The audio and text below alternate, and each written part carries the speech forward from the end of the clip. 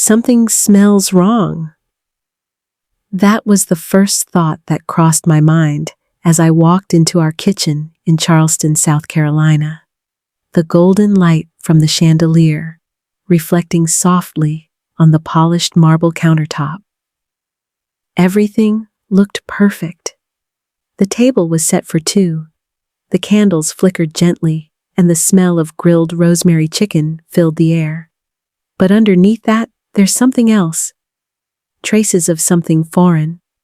Something isn't right. Maybe it's me.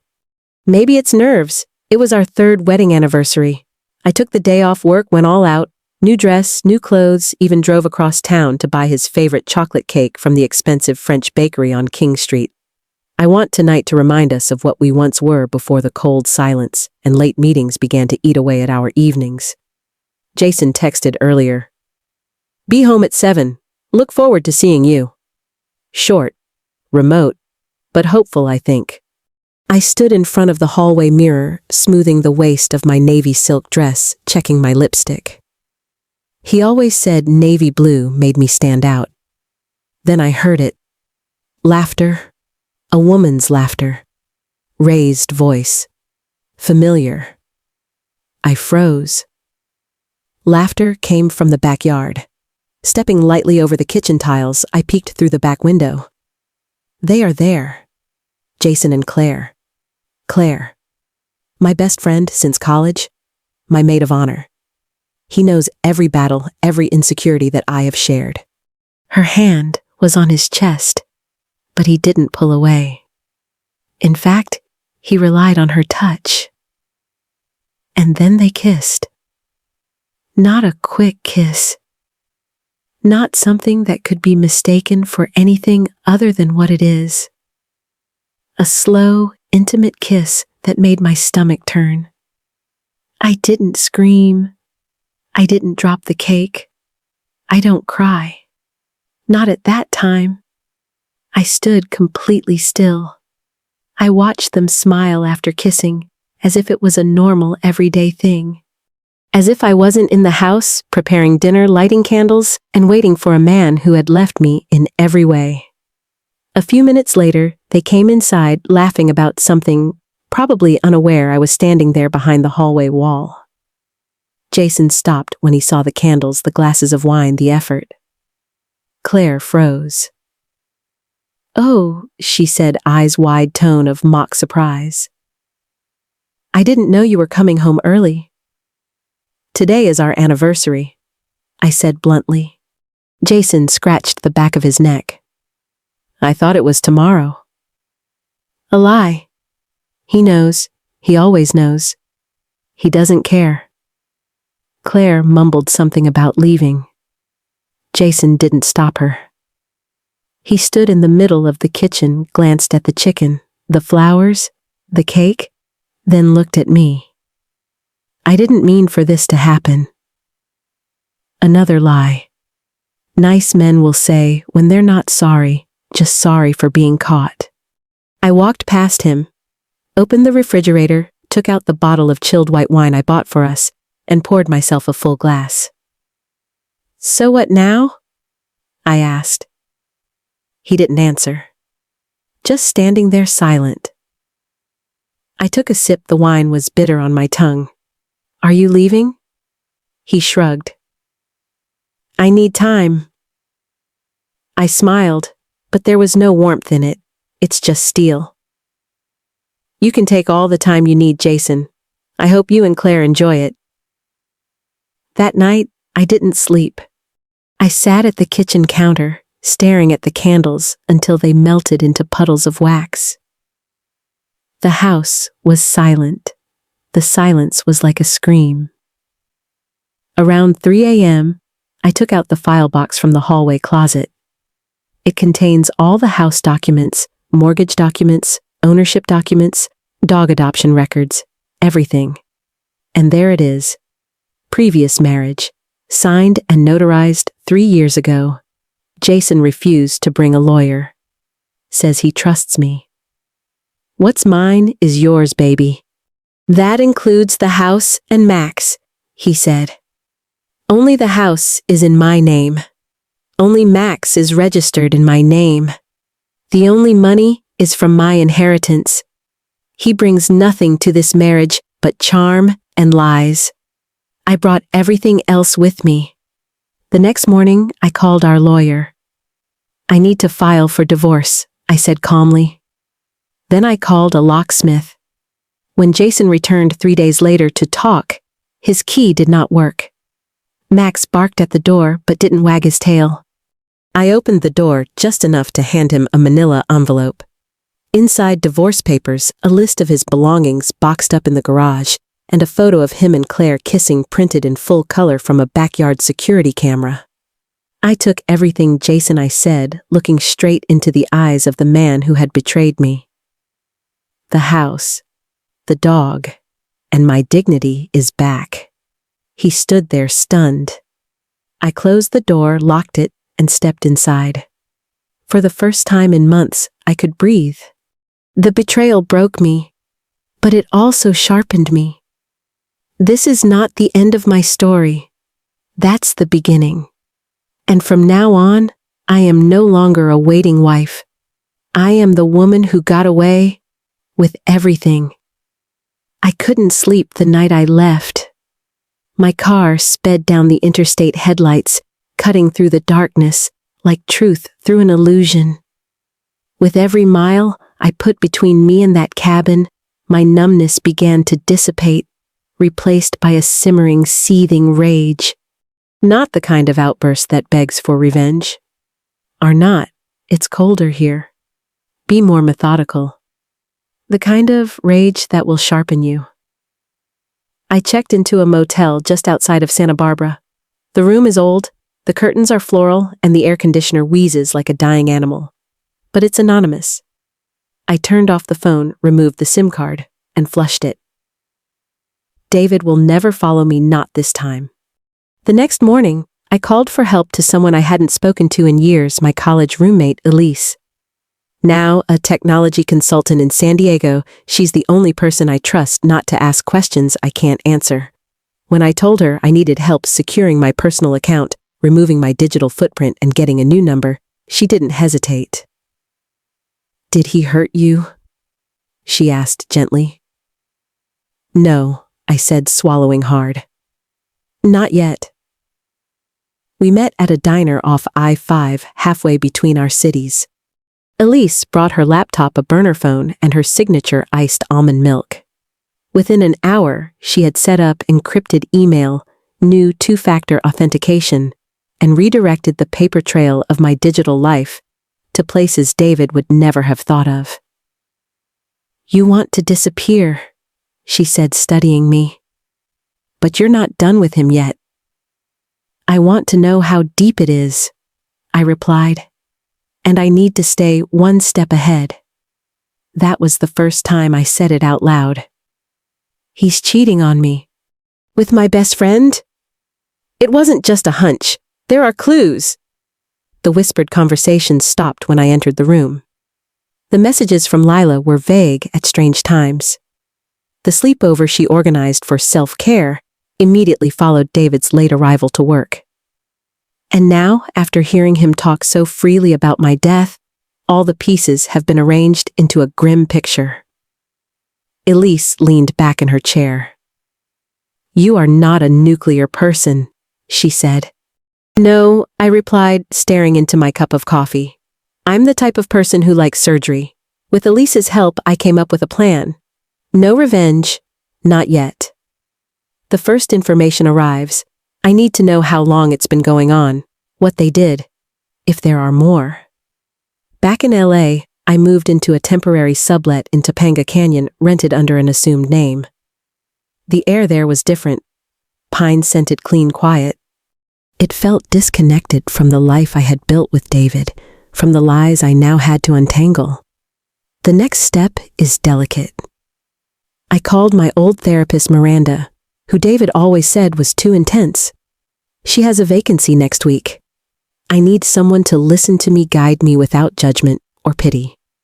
And Miranda listened. Really listen. When I told her what I heard, she didn't gasp. She doesn't dramatize. She took notes and said calmly, "Let's help you handle this while keeping you safe." Miranda herself said, "Adultery is a betrayal of intimacy. But conspiracy to commit harm, that's a crime, and you're not powerless." She was right. I didn't. Within 2 weeks, I had discreet security cameras installed in my house. Hire a private investigator named Cole, a former cop turned surveillance expert. His first report made me sick to my stomach. Image, timestamp. Lila and David at a beach house in Malibu. I didn't know he hired it. Kissing on the deck. Holding hands during brunch in Venice. The worst thing is not physical betrayal. That's laughter. He smiled at her in a way he hadn't smiled at me in months. One night, I watched them through Cole's footage sipping wine together at a rooftop bar. She leaned into him, and he brushed her hair from her face. A gesture I knew all too well. That was when the tears fell hot and bitter, not because of the betrayal, but because of the lie I had lived. Our marriage was built on a foundation of lies. I gave him everything, my time, my trust, my finances, and he took it all away as he built a second life with the woman I once called sister. But here's the thing, when people show you who they really are, you have 2 choices. You fall apart or you get smart. I chose the latter. I spent the next week recording everything. I have withdrawn the financial statements, charges posted on our joint account that I did not authorize.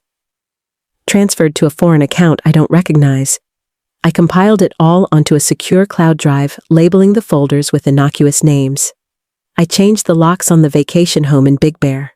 Transferred the paperwork for our dog Baxter to my name. David never bothered to sign the adoption papers. I also started recording my own diary entries. Audio log, date, time, clear. If something happens to me, I will definitely have someone to rely on. The turning point came one rainy afternoon when Elise took the lead. I ran the metadata on some of Lila's Instagram stories, she says. She tagged a health retreat in Sedona, but guess who gets tagged by someone else in the background? She sent the photo, David, in a bathrobe, champagne flute in hand. It was 2 weeks ago when he announced he would attend a conference in Seattle. My hands were shaking when I hung up. This isn't just betrayal. It was an orchestrated deception. He used me for status and money, and when he was done, he planned to trade me for a cheaper model. But not before paying the insurance. That night, I made a choice. I'm done playing defense. I have collected evidence. Build the case. Now is the time to take back what belongs to me. And I don't start with lawyers. I started with what David values most after money. His image. I uploaded an anonymous photo to a local gossip blog. It's David and Lila at the Sedona Spa. The caption was simple, unmarried husband and best friend living their best lives. The post exploded overnight. By morning, it had been shared on every Facebook group, wedding forum, and local community forum in LA. Friends started texting me.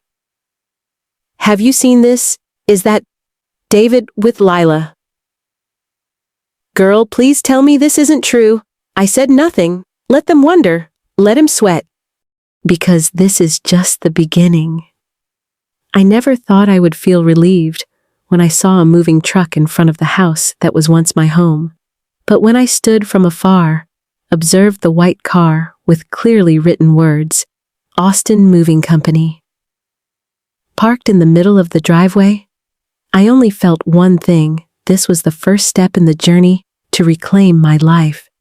Not every counterattack comes in anger. Some come silently, subtly, but enough to change the entire game. A week has passed since I discovered that James, the husband I once loved more than myself, had slept with my best friend Chelsea. Not only did he betray, he also intended to transfer assets in my name to a joint account. I was lucky to find out before it was too late. And now, I'm planning to turn things around. This time, I won't let my heart guide me. I let my lawyer's contracts and my wits do that. After I left the house, James thought I would collapse. But instead, I went to the family lawyer. With the marriage contract, he had reluctantly signed from the beginning. All my assets remained in my possession. The house, the car, the dog, Marley. The only thing I really wanted to keep. I just needed a chance to clean things up, a good reason to reappear in the house I once called home. The opportunity came when James accidentally left a bank memo in an old account that I still had access to. The account revealed that he transferred money to Chelsea. It wasn't just dinners or small gifts, it was nearly $50,000. I don't care what he uses it for. I just need that to stay in control. I called the lawyer, and then I returned. I don't need to wait for James to leave the house because I still have the key. The property is in my name. I walked in as if I had never left. My beige dress hair tied in a bun and dark glasses made me look like a real estate manager coming to inspect the property. The truck driver called me ma'am. I nodded. That's the right time. Let's get started. When James arrived home, the door was wide open and the furniture was packed into boxes. He charged forward as if a Texas storm were pouring down. Emma, what are you doing? I stood on the stairs, holding my dog Marley, who was shaking slightly. I take back what belongs to me. You can't do that. We're still in the process of divorcing. I pulled out the notarized documents. And here's the marriage contract. I signed it. This house, the Range Rover, the investment accounts, it's all in your name. And so is Marley. James was speechless. Chelsea is not present. Maybe she's somewhere with his credit card. He screamed, got angry, insulted, begged, but I didn't react. I just nodded to the truck driver. Is the master bedroom done yet? Let's go to the office. Marley sighed into my hand. It was as if the dog also understood that we had finally left a cage painted gold. I didn't shed a single tear. Those drops fell a week ago when I stood in the dark, watching Chelsea kiss her husband through the car window. As the truck rolled out of the driveway, I didn't look back. I opened the door of the SUV, put Marley in the back seat, and then got into the driver's seat. In the rearview mirror, James stood in the middle of the field, looking smaller than ever. I smiled, not for victory, but because for the first time in many years, I felt free. I am no longer a woman trembling from hurt. As the morning sunlight filtered through the curtains, illuminating the map of San Diego, I'd marked all night. I knew it was time to end the game. Today, I don't just want justice. I want everything back that once belonged to me, my house, my dog Max, and most importantly, my honor. 3 weeks have passed since I left my temporary rental apartment near Mission Beach. I planned every step, calculated every reaction, and waited for the right moment to counterattack.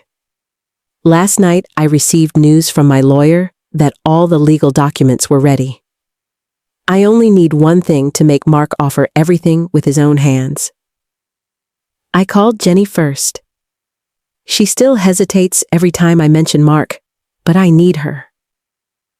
I know you don't trust me anymore, but you need to know the truth, not just about Mark, but about how he used you to break it all down. A long silence echoed through the line. Then her voice trembled. Meet me at 10, old coffee shop at Hillcrest. When I arrived, Jenny was sitting at the corner table wearing a gray beanie, pulled down low, still clutching her cup of coffee. Her face was more haggard than before. Her eyes were sunken, no longer radiant. What are you going to do, Mark? She asked as soon as I pulled out the chair and sat down. I looked straight into my sister's eyes. It's not revenge. It's justice. I took out a file from my bag. Fake invoice, message, bank statement, evidence that Mark transferred money from my joint account with him to a separate account 6 months ago, the time he started sleeping with my sister. Each falling page was like a punch to Jenny's chest. He told me you were neglecting him, that you were having an affair. Her voice choked. I nodded, not out of pain, but out of confirmation that I wasn't crazy. Unimpaired, I was right. I leaned towards Jenny. You still have time to redeem yourself. Help me. Help yourself. Jenny bit her lip, looking down at her trembling palms. I will do whatever needs to be done. The planning began that night. Jenny invited Mark to her house, using the excuse that she missed him and wanted to make things up. Meanwhile, my lawyer and I sneaked into my old house, where Mark was living with his dog Max, with a set of keys that I had never returned. A familiar scene met my eyes: the sofa where I used to sleep on lonely nights, the nightlight I chose for the bedroom. Now it's his. But not for long.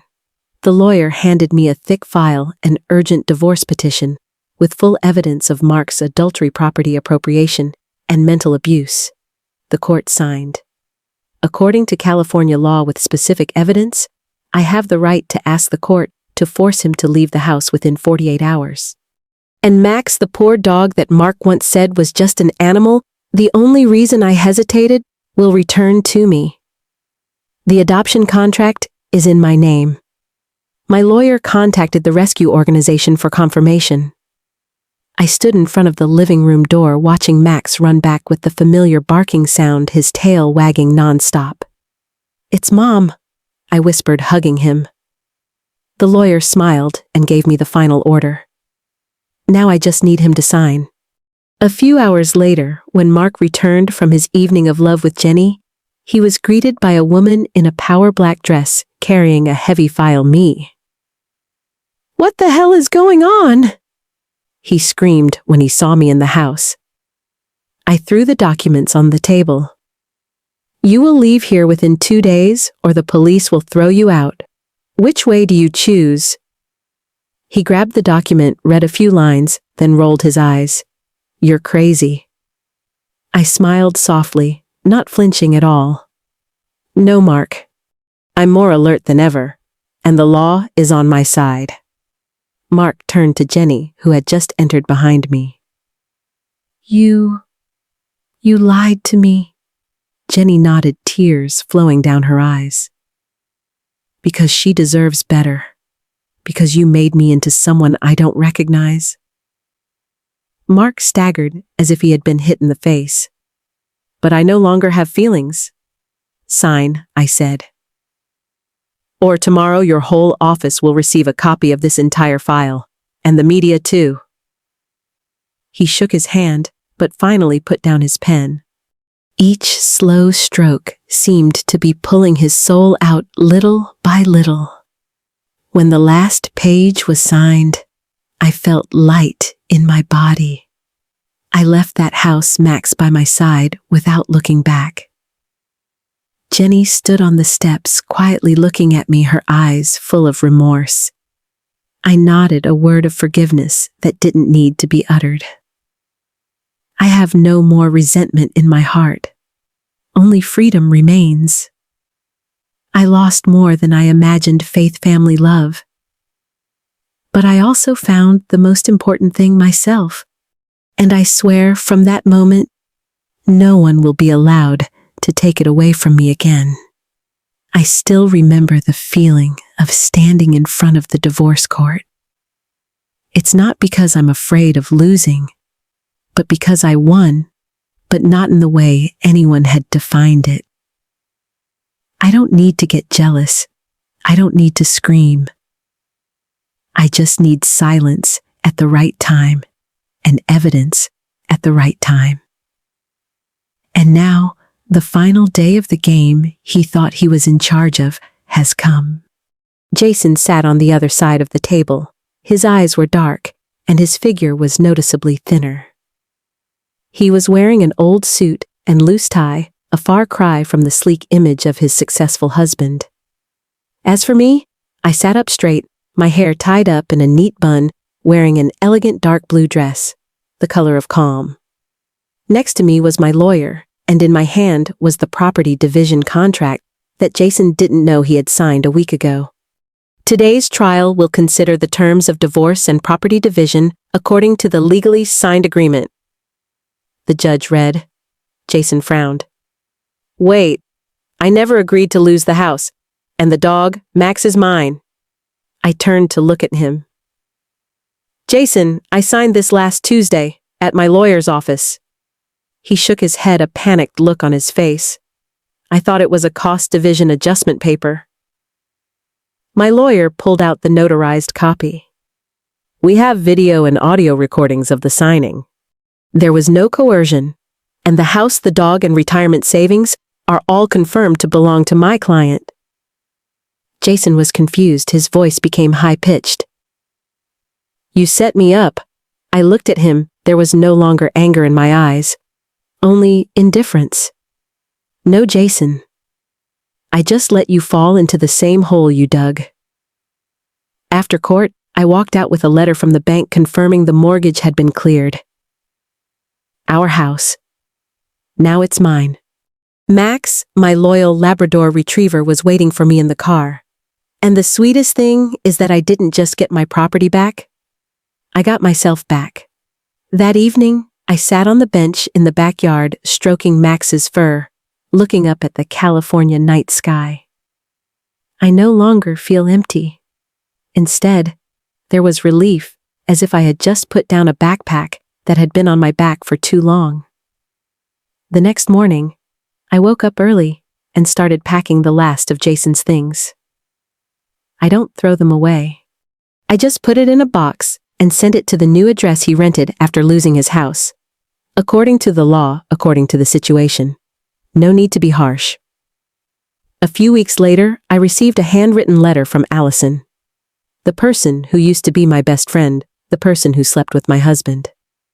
Emma, I know I am the last person with the right to write to you, but I lost everything, including respect for myself.